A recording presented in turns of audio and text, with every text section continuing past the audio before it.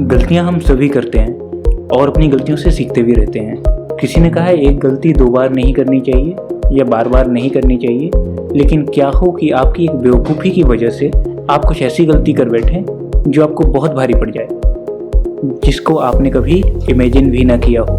तो दोस्तों, आज हम बात करने वाले हैं हिस्ट्री में हुई कुछ ऐसी ही मोस्ट एक्सपेंसिव मिस्टेक्स के बारे में जिनकी कीमत करोड़ों में चुकानी पड़ी।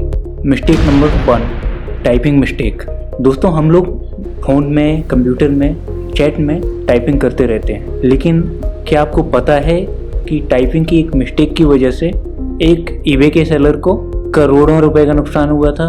और उसकी मिस्टेक क्या थी, आपको पता है? दरअसल कलेक्टर डन नाम के एक व्यक्ति ने 2007 में ईबे पर एक एल्सॉप आर्टिकल नाम की वाइन की बोतल को ईबे पर लिस्ट किया, जो कि अच्छी से वैक्स और सील्ड थी, और उसके साथ एक नोट भी डाला हुआ था जो 1919 का लिखा हुआ था। उसमें अच्छे से बताया गया था कि यह बोतल बहुत ही यूनिक है और एंटीक है, और इस बोतल को खास करके ध्रुवीय यात्राओं, पोल्स की यात्राओं के लिए बनाया गया था 1852 में।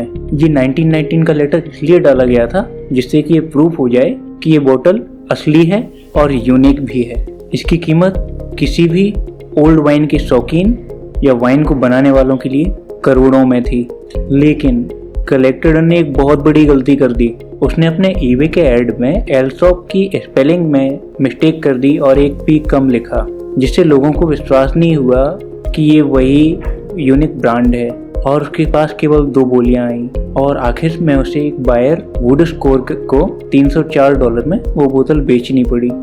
लेकिन वुड स्कोर कलेक्टर डन जैसा बिल्कुल नहीं करने वाला था।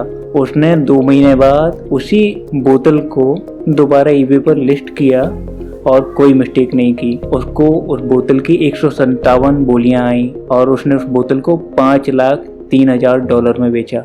मैं शर्त लगा सकता हूँ कि कलेक्टर डन उसके बाद कुछ भी लिखने से पहले 10,000 बार चेक करता होगा। आप इस मिस्टेक के बारे में क्या सोचते हैं? कमेंट करके हमें जरूर बताएं। Mistake number 2, fighter jet fire accident. क्या आपको पता है फाइटर जेट में M61 वल्कन नाम की एक तोप लगाई जाती है।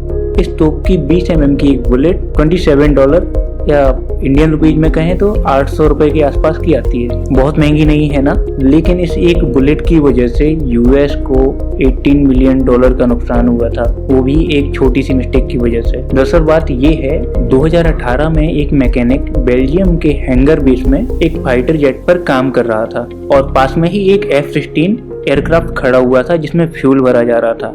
मैकेनिक से बाई मिस्टेक इस तोप की गोली फायर हो गई, और ये गोली F-16 एयरक्राफ्ट पर लगती है, जिससे एयरक्राफ्ट में बहुत बड़ा धमाका होता है, और बहुत कोशिश करने के बाद आग बुझती नहीं है, और यूएस को मिस्टेक की वजह से $18 मिलियन का नुकसान होता है।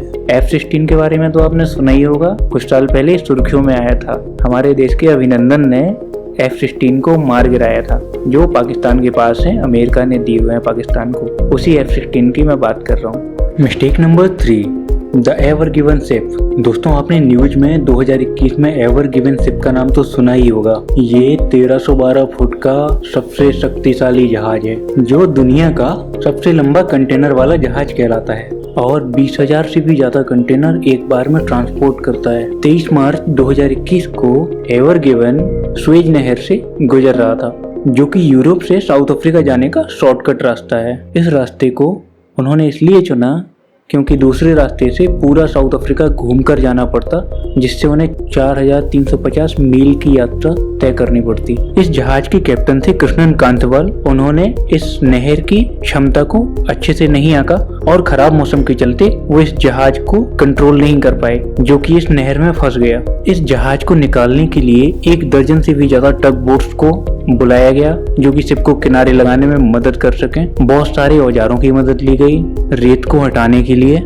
फिर भी 6 दिन और 7 घंटे लगे इस जहाज को फाइनली फ्री करने में। अब इस घटना के नुकसान को कैलकुलेट करते हैं। इस नहर के रास्ते से $400 मिलियन का सामान पर आवर निकलता था, वह रुक गया, जिससे कुल $31.5 बिलियन का नुकसान हुआ। इसके ऊपर से कोर्ट ने एवर गिवन शिप के मालिक को $900 मिलियन कंटेनरों के मालिकों को कंपनसेशन के तौर पर देने को कहा। हालांकि इसका जिम्मेदार तो शिप के कैप्टन को बताया गया, लेकिन भरपाई कंटेनर के मालिकों को करनी पड़ी।